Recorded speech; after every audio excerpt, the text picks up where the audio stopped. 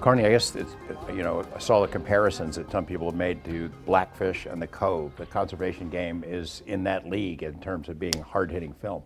It is a very hard-hitting film. It tells the truth about what happens to big cats who are used on day shows and night shows and used as animal ambassadors.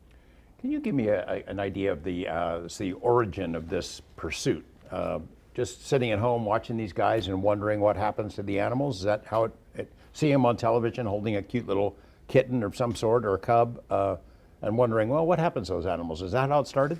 It started actually when Michael Weber was making his first documentary about wildlife and the exotic pets in America, and that documentary was called The Elephant in the Living Room. He worked with Tim Harrison, who's also featured in The Conservation Game, and in the course of their work on that film, they attended an exotic animal auction undercover, and at that auction, they saw a number of people who were on TV as alleged celebrity conservationists, and that was the genesis of their curiosity, and that ultimately became the conservation game. That animal auction, what a weird world that is. Intersection of all these strange characters selling all these different kinds of exotic animals. Yeah, I mean, Russ Muntz, who accompanied Tim Harrison to those auctions, he said that they could not get any weirder than that. And if there was a hell for animals, it would be at those exotic animal auctions. Were they surprised as the investigation, you and them, surprised as the investigation goes on, that pretty much all of these animal celebrities, these celebrity conservationists who are on TV, are doing the same thing? There's no transparency. Everybody is feeding a bunch of lies about where the animals come from, where they go.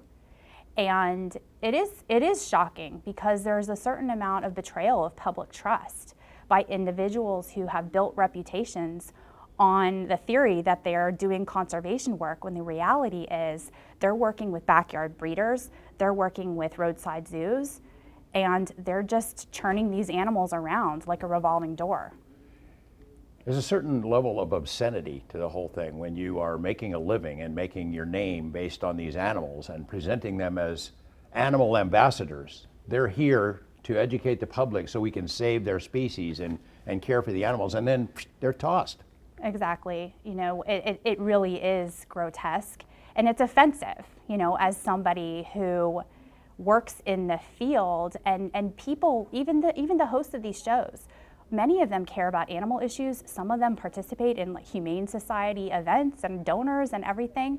And to have somebody come on TV under the theory of promoting awareness about how endangered a snow leopard is, after which they're just going to dump that animal who may be dead within 2 years or who may disappear entirely, it's such a hypocrisy. That's the heart of the film, is the detective work that goes into, and it's excruciatingly detailed detective work that tracks down all of these different individual animals, where they came from and where they went, and in between, how they were handled by these celebrity conservationists, right? Yes, it really is an investigation to try to figure out what is the path of these animals who are being used on television shows, and are they really coming from where these people say they are? And we found that these animals are being tossed around, traded around like baseball cards, and then just disappearing into the ether. Give me an example of, pick out an animal, one of the ones that's featured in the film. We can't show the film, so maybe you tell us the story. Well, gosh, there's so many. Yeah, I know. Give me a second here. Well, okay, so there are a number of tigers who are used on these television shows, and the celebrity conservationists say this tiger, Wyatt, is at a zoo, is part of a conservation program, when the reality is that tiger at the same time is going to be used as a high school mascot at a football game where he's trucked out onto a field in roaring applause and then dumped in a roadside zoo. So that's just one example. Can I look at my notes? Sure, yeah. Okay. Yeah, Because I have. Yeah, I understand. There's so many. All right. Okay.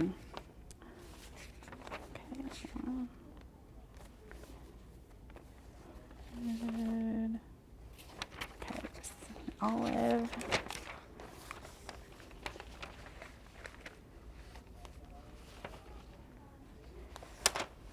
There was a snow leopard that I remember from the film. Yeah, there are. Okay. Yeah, there are a couple that I can examples that I can give. There's a tiger named Olive.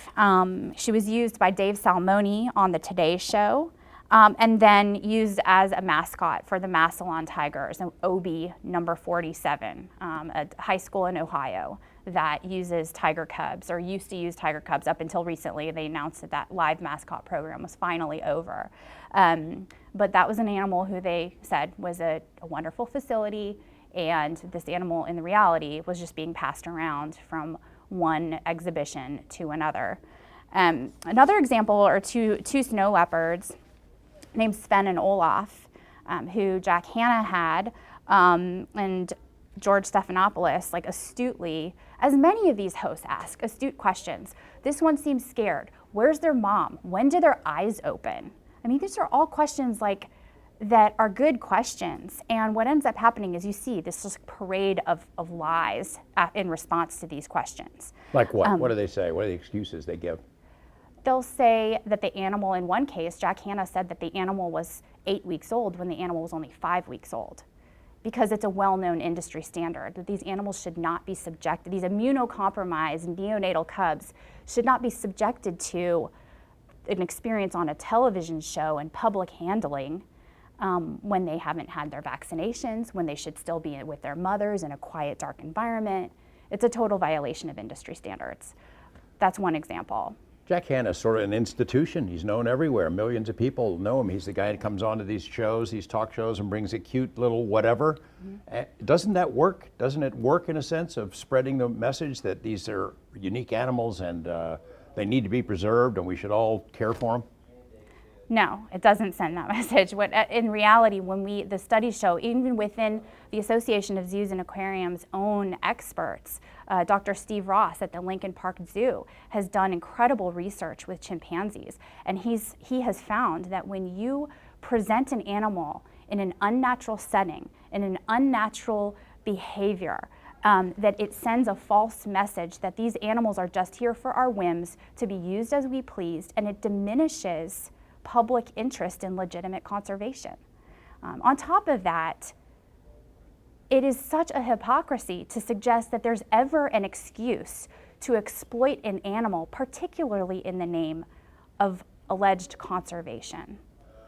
What happens inevitably, and I find myself thinking the same thing, I've heard my wife say it too, you see a baby tiger on television, oh, I want one of those. You can't help it. You want to pet it, you know, and that's what happens. People go out and try to get them, right? They do, absolutely. And Tim Harrison in the documentary, he talks at length about that with the uptick in these television shows that feature animals subjected to the most inappropriate situations, there was a consequential uptick in the number of tigers and big cats he was pulling out of people's basements and backyards.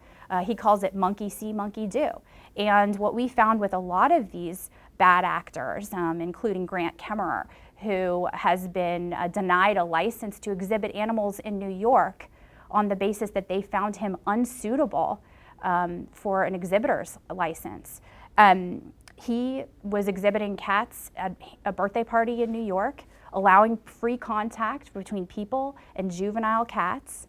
And the comments still in this person's social media feed were like, oh, I want one. Is that your new pet? I want one. Or when some of these folks have brought big cats to Capitol Hill in order to diminish interest in the Big Cat Public Safety Act by providing hands-on experiences, the response is resoundingly, how much for one of those cats? I want one too.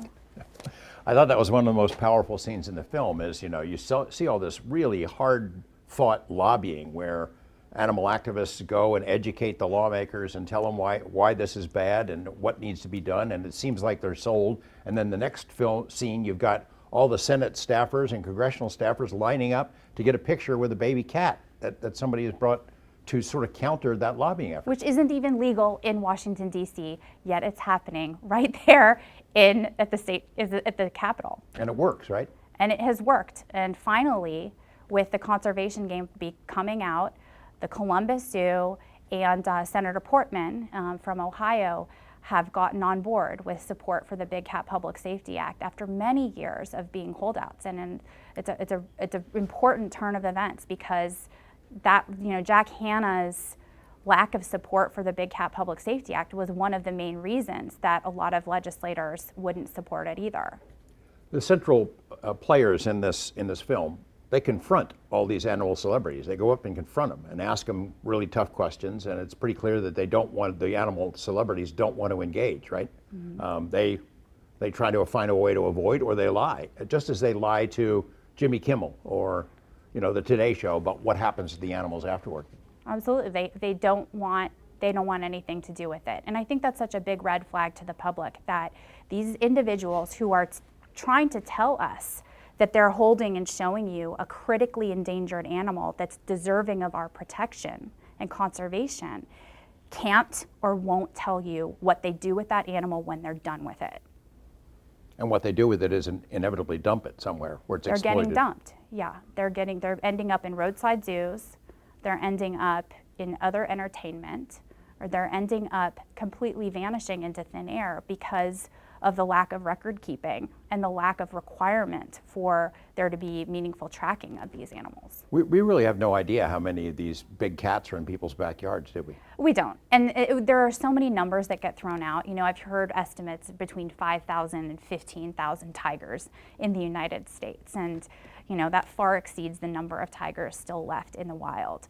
But it's really nearly impossible to come up with any degree of accuracy in that estimation, because there's no way of tracking. And what we found from exhibitors like the infamous Joe Exotic, who's serving a long prison sentence for a number of federal crimes, including wildlife trafficking and Endangered Species Act crimes, that some of these animals just get shot and buried in the backyard.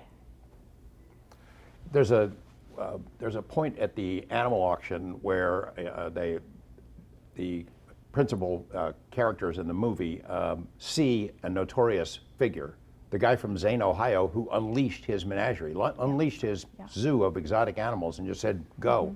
He was back there at this auction, presumably buying more? Yeah, he was at this auction. I mean, that man had dozens and dozens of dangerous, exotic, and wild animals. And it wasn't just him. It was Jared Miller, who's been on Animal Planet and a number of other television shows as an alleged conservationist. And that's where just the betrayal of public trust, that these people who are trying to tell us how we should think and behave with respect to endangered species are actually then turning around and going to exotic animal auctions and doing business with roadside zoos and individuals who have long histories of refusing to comply with minimum standards of the law with respect to animal welfare and public safety. The lives for these animals that are discarded are pretty miserable, living in small cages, some out-of-the-way place, get hauled into stressful situations in front of crowds, things of that sort, but it's miserable for them. Yeah, being a wide-ranging, complex apex predator who's then forced to live in a travel trailer because the roadside zoo can't afford to build a suitable habitat is a denial of everything that's natural and important to them. I mean, there's actually a term called zoochosis for animals who are forced to live in inappropriate conditions for an extended period of time. It's psychologically damaging and diminishes their life expectancy. How do these celebrity conservationists make dough? I see their appearances on Kimmel and shows like that, Tonight Show. That's not a way to make a living, though. How do they cash in? Well, I mean, you'd have to ask them that, but that's what they're engaged in, exhibiting animals for a number of different programs. So I don't know what the going rate is now at Animal Planet for a show with animals, but there's certainly a hypocrisy there with the way that they're suggesting these animals should be conserved and protected when they're just using them to turn a profit. The Columbus Zoo, that name comes up a lot in the film as being sort of a conduit for animals. Either we got it from the Columbus Zoo, or we sent it back to Columbus Zoo. Is the zoo in league with these characters? Or has the zoo been in league with them? Well, the zoo has recently come out and said and acknowledged that they did not do proper record keeping. So they were not adhering to their own standards and the standards of the AZA with respect to tracking the coming and going of their animal inventory. And these characters like Grant Kemmerer who come up, he's one of the common threads that connects the Columbus Zoo and Jack Hanna and Dave Salmoni and Jared Miller, and all of them are sort of in this same connected web of individuals who are using animals and then dumping them when they're done using them for television shows. The film highlights the problems in, as you said, tracking the animals and figuring out how many of them are out there and keeping track of who's selling them to whom. One of the worst places for that, I would think, is Nevada. And people like Carl Mitchell, all the big cats that used to be used on the Strip, we're not exactly sure where all those are. There are a variety of different menageries and backyards all over our state. Could you characterize Nevada, where things stand with Mitchell, and how our state might fit into the big picture? So, Nevada just passed an important piece of legislation that prohibits public contact with big cats. And this is an important first step. It's necessary but not sufficient to get a handle on the problem of big cat ownership in the state of Nevada. It's still going to be a haven for big cat owners as long as there's no regulation of the private ownership of big cats here. But the reason that prohibiting public contact is such an important first step is because it's the public contact, the lucrative public contact opportunities. Some of these tiger experiences, bottle feeding, play with tigers, photo ops with tigers, swim with tigers even, they go from $50 to thousands of dollars per session, and these animals are used up to 50 or 60 sessions a day in some cases. So it's an extremely lucrative business. But under federal law, they can only be used between approximately 8 and 12 weeks of age for those public contact opportunities. So in order to keep the money coming in, they have to keep the tiger cubs coming in. And when you prohibit public contact, then you lessen the demand because you remove the profit-making activity as an available option for those cats. And it's an important first step to combating that illegal activity. It's been illegal for Carl Mitchell to do that for a long time. It's been USDA hits him with this, they hit him with fines, they tell him you can't display them, he does it anyway. He brings them to Las Vegas, he has them posing for photos with Paris Hilton, gets away with it over and over and over again. And it seems like a lot of these offenders do the same thing around the country. What's the problem with cracking down on them? Carl Mitchell has been exhibiting animals without a USDA license for over 20 years. His USDA license, a USDA license is the minimum requirement for exhibiting animals to the public. And his USDA license was permanently revoked over 20 years ago, in part for some of his abusive training techniques. But he has continued to flout the law and has continued even as recently as last year when he was caught exhibiting animals without a license from both the city of Las Vegas and the U.S. Department of Agriculture at the Artisan Hotel on the Strip. And what is so offensive about that is that he had been hired in order to help generate money that was going to be used to combat and help investigate wildlife crimes. How outrageous is that? So this is an individual who has continued to profit off of other people's sympathies and their affinity for big cats, and has gone unchecked. And he also is one of the recipients of a number of tigers from Joe Exotic, now in prison for illegal activity and wildlife trafficking. So he's an individual who has been operating and flying under the radar for way too long. I've read a couple articles. One was in the New York Times, I think, earlier this year about zoos. I wonder how many of the kind of criticisms that you're leveling at animal celebrities could apply to zoos in the exploitation of animals, showing them displaying them for profit. We can skip that. Okay. Yeah. Well, yours. I just want a clarification. Sure. You mean just in general? Yeah. Yeah. The zoo? Yeah. Okay. We can. Does the point get to where, all right, now we've taken on the celebrity conservationists. Let's take a look at zoos. Are they next? Well, all of this activity the Columbus Zoo has been doing, I mean, this all happened on late night shows. This all happened on morning shows. It's not like this was happening under the cover of darkness. And this all happened under the nose of the Association of Zoos and Aquariums, which we have long propped up as this gold standard in the conservation world. But my question is, where have they been in enforcing their own ethics standards, knowing that this activity has been going on television? It's a question that deserves an answer. Maybe they think it drives traffic to zoos. It's possible. And I know that they feel like the animal ambassador programs generate awareness. However, when you have a revolving door of zoos that do business with unaccredited roadside menageries, and that are not being truthful with the public about how they acquire animals, what the disposition of those animals is. They're sometimes riding the fence about their position that they're willing to take on public contact. I mean, what's then the difference, like in philosophy, between an accredited zoo and a roadside zoo? The legislation that, the film shows how the lobbying for the legislation looks like it was making really good progress, that made some converts there. It's still not the law, right? It's still not the law because the legislative session ended before it was introduced in the Senate. Now we have the bill pending again. It was reintroduced in the House and in the Senate. We now have new support from people like Senator Rob Portman in Ohio, whose voice carries a lot of weight. And I truly believe, I'm a forever optimist, that now is the best time, it's the best opportunity we've ever had to carry this thing across the finish line and get it passed once and for all for public safety and for the welfare and conservation of the animals. What will it do? What will the world be like after it becomes law, assuming they enforce it? Right. So after the Big Cat Public Safety Act becomes law, public contact opportunities will be completely illegal in all 50 states.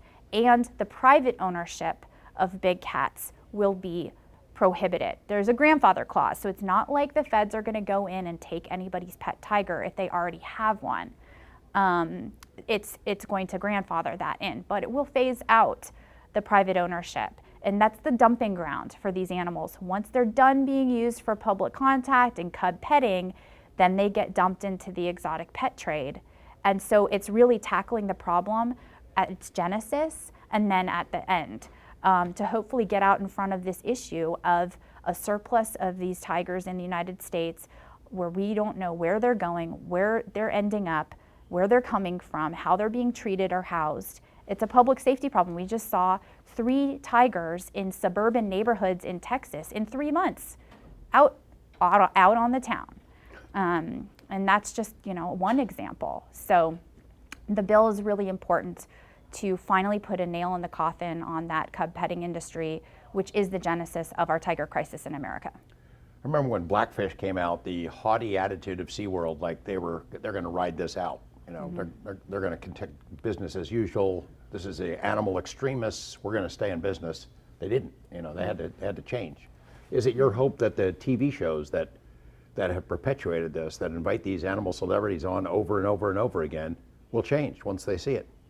I believe it's over. I think that there's no way that this film comes out and that continues. There's just no ethical way to continue that practice. This bell cannot be unrung. And the Columbus Zoo has acknowledged their shortcomings. They've acknowledged sweeping changes. They've acknowledged philosophical changes. They're no longer allowing any big cats or primates off property, period. They've cut ties with all of the roadside zoos and animal exhibitors who were featured in the conservation game. So the movie is already having an impact, even though it's not even available for public release yet. They know it's coming. It's coming. The people targeted know it's coming. It's coming. Jack Hanna has decided to retire, and suddenly he retires abruptly, and there's an announcement that he's got dementia. You don't know if that's the case or not, but he's done. He is done. Susie Rapp is done. She was his right-hand man, so to speak, and the director of the animal programming at the Columbus Zoo. And in the last month, she retired. The CEO and CFO of the Columbus Zoo, under whom much of this activity happened, were forced to resign for the financial misdealings with zoo resources, and that happened in the same month that the movie premiered at the Santa Barbara International Film Festival. So it is a new day at the Columbus Zoo, and I'm heartened to see what is happening at the Columbus Zoo and the changes that are being made, that should be made. And I hope they will continue to pursue change with total transparency, because after so many years of subterfuge, this is what people will respond to. We're so forgiving. People are forgiving when they know that they're not being lied to. Kimmel, Tonight Show, Today Show, you would think once they see it, their producers see it, they're not going to be booking these people anymore on their shows, right? As long as they don't take a defensive attitude. I mean, this is, we're not targeting those hosts as complicit in any of the activity that we uncovered. They too are victims. Many of these individuals contribute to animal welfare and humane societies, and they really were asking a lot of the right questions. Like, they were questioning, should we have this agitated animal on? Where's the mother? What's going to happen? What's the life going to be like of this cat after this show? Which facility is it going to go to? When will their eyes open? How old is it? Like, all of these questions are very good questions, and they were being lied to just along with the rest of us. Tell me about the Las Vegas event, the Las Vegas premiere of the film.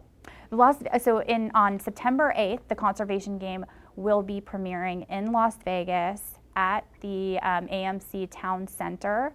And that will be, the tickets are available. If you go to theconservationgame.com, you can find where tickets are available for a number of different showings that week. We're having screenings all over the United States, and I know that one's selling out quick. We have sold out all of our screenings that we've offered so far, so I encourage anyone who's curious about it to go get their tickets now, because you won't be able to buy them the day of the screening itself. And ultimately, how will people see it? It'll be in theaters and then in home. You'll be able to see it at home too? Yeah, we're working with Cargo Distribution Company, and they are working on how it's going to be, delivered to the public at large. And we've been rolling out the film with special private screenings following the premiere at the Santa Barbara International Film Festival. And this is September is going to be exciting, because we'll have runs and screenings in a number of cities, and after that it'll become more broadly available. Anything else? And for anyone who isn't comfortable going out in public yet, or wants to social distance, there's an opportunity to see the film from the comfort of your home and do Q&A or see Q&A with the film's director, Tim Harrison, myself, and Carol Baskin at the conclusion of the film, and that's going to be August 24th. And it's available through Sports Illustrated tickets. It's actually their very first streaming opportunity that they are offering, and that information is on the conservationgame.com website as well.